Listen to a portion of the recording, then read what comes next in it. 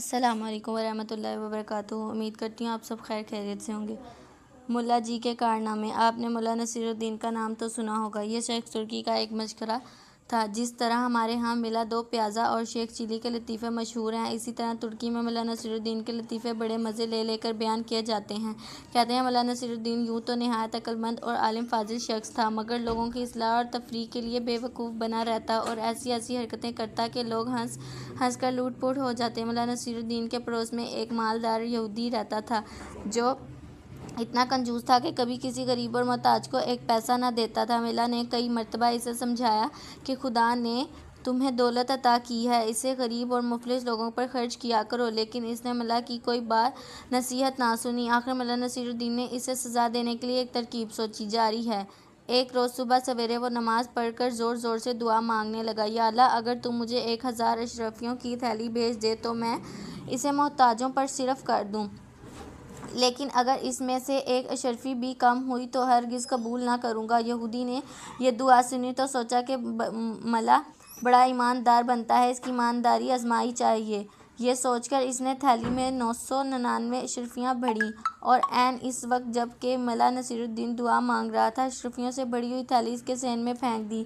ملا نصیر الدین نے لپک کر تھیلی اٹھا لی اور اس میں سے اشرفیاں نکال نکال کے گننے لگا۔ کل 999 اشرفیاں تھیں۔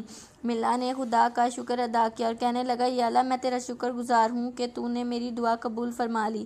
ایک اشرفی کم ہے تو کوئی بات نہیں، یہ اشرفی پھر کبھی دے دینا۔ یہودی نے جب ملا نصیر الدین کے یہ الفاظ سنے تو سخت پریشان ہوا اور دل میں کہنے لگا، یہ ملا تو بہت چالاک ہے، اس نے دھوکے سے میری اشرفیاں ہٹا لیں۔ وہ بھاگا بھاگا ملا کے پاس آیا اور کہنے لگا، تم بہت بے ایمان شخص ہو، لاؤ میں اشرفیاں واپس کرو۔ تم نے تو کہا تھا کہ 1000 میں سے ایک اشرفی بھی کم ہوئی تو واپس کر دوں گا، لیکن اب تم 999 اشرفیاں قبول کرنے پر تیار ہو۔ ملا نصیر الدین غصے سے کہنے لگا، تم کون ہوتے ہو مجھ سے اشرفیاں مانگنے والے؟ یہ تو میرے خدا نے مجھے اشرفیاں بھیجی ہیں، جاؤ اپنا کام کرو۔ یہودی سیدھا قاضی کی عدالت میں گیا اور ملا کے خلاف مقدمہ دائر کیا۔ قاضی صاحب نے یہودی کو حکم دیا کہ ملا نصیر الدین کو بلا لاؤ، ابھی ہم فیصلہ کر دیں گے۔ یہودی نے ملا نصیر الدین کے پاس آ کر کہا، چلو تمہیں قاضی صاحب بلاتے ہیں۔ ملا نے جواب دیا، تم دیکھ رہے ہو کہ میرا لباس پھٹا پرانا ہے، میں اس شرط پر جانے کے لیے تیار ہوں کہ تم مجھے اچھے اچھے کپڑے لا کر دو گے۔ یہودی نے یہ شرط بھی منظور کر لی اور صاف ستھرے کپڑے ملا کو لا کر دے دیے۔ ملا نصیر الدین نے یہ بیش قیمت لباس پہن چکا تو کہنے لگا، میاں یہودی کیا اتنا قیمتی لباس پہن کر پیدل ہی قاضی کی عدالت میں جاؤں؟ لوگ دیکھیں گے تو دل میں کیا کہیں گے؟ جاؤ اپنا گھوڑا لے آؤ، اس پر سوار ہو کر جاؤں گا، مرتا کیا نہ کرتا۔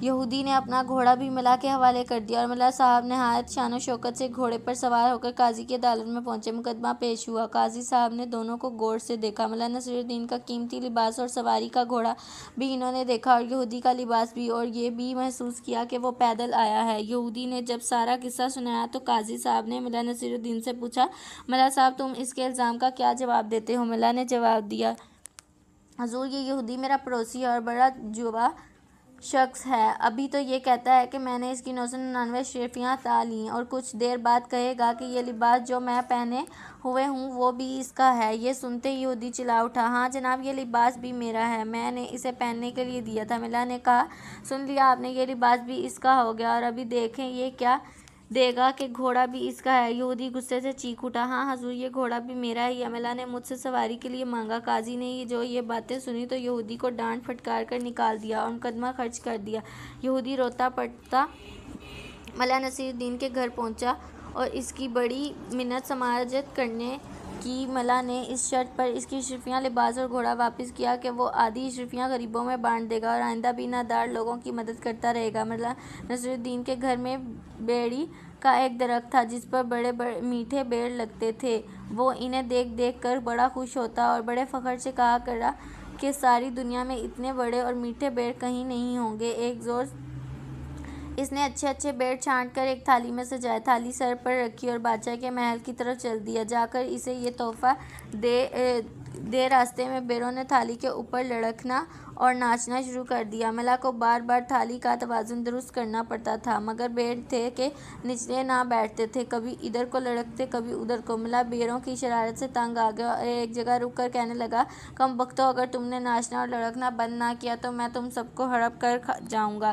یہ کہہ کر اس نے ایک مرتبہ پھر ترتیب سے بیروں کو رکھا اور تھالی سر پر رکھ کے آگے چل پڑا، لیکن بیروں نے پھر تھرکنا شروع کر دیا۔ اب تو ملا کو بڑا طیش آیا، راستے ہی میں ایک درخت کے نیچے بیٹھ گیا اور کہنے لگا، اچھا کم بختو، تم یوں نہ مانو گے، لو اب تماشا دیکھو۔ یہ کہہ کر اس نے ایک ایک کر کے بیروں کو کھانا شروع کر دیا۔ جب ایک بیر باقی رہ گیا تو ملا نے اس سے کہا، اگر تمہیں ایک موقع اور دیا جائے تو کیا خاموشی سے چلو گے؟ بیچارہ بیر اپنے ساتھیوں کا حشر دیکھ چکا تھا، اس لیے وہ چپ چاپ تھالی میں پڑا رہا اور ملا نصیر الدین اسے لے کر بادشاہ کے دربار میں پہنچ گیا۔ اس روز بادشاہ سلامت کا موڈ بہت اچھا تھا۔ انہوں نے ملا نصیر الدین کا تحفہ مزے سے لے کر کھایا اور خوب تعریف کی۔ پھر ملا نے بادشاہ کو دلچسپ لطیفے سنائے، جنہیں سن کر اس کے پیٹ میں بل پڑ گئے۔ شام ہوئی تو ملا نے رخصت ہونے کی اجازت طلب کی۔ بادشاہ اس کی تھالی زیور و جواہرات سے بھر دی اور ملا ہنسی خوشی گھر آ گیا۔ ایک ہفتے تک وہ بڑا خوش رہا، اس کے بعد پھر اسے ہیروں کا لالچ ہوا۔ وہ سوچنے لگا کہ اس مرتبہ بادشاہ سلامت کے لیے کیا چیز لے جاؤں۔ یہ کہا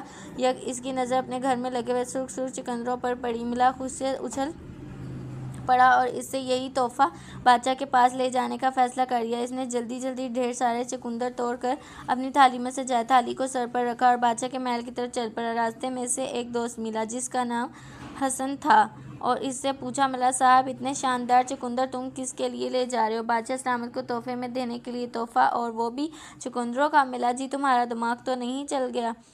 حسن نے کہا، کیوں، کیا ہوا؟ کیا چقندر بادشاہوں کو تحفے میں دیے جانے کے لائق ہیں؟ ملا نے کہا۔ یہ کہہ کر اس نے چقندروں کو غور سے دیکھا۔ اب اسے محسوس ہوا کہ واقعی چقندر اس قابل نہیں کہ بادشاہ کو تحفے میں دیے جا سکیں۔ اس نے حسن سے پوچھا، بھائی تم ہی کچھ بتاؤ، میں ان کی بجائے اور کیا چیز لے جاؤں؟ انجیر لے جاؤں، پکے ہوئے رس دار؟ ارے واہ، یہ تو تم نے خوب بتایا۔ ملا نے کہا، غضب خدا کا، مجھے پہلے کیوں خیال نہ آیا کہ بادشاہ کے پاس انجیر لے جانے چاہیے۔ وہ الٹے پاؤں بازار کی جانب چلا اور ایک دکاندار سے چقندروں کے حوض پکے پکے رس دار انجیر لیے۔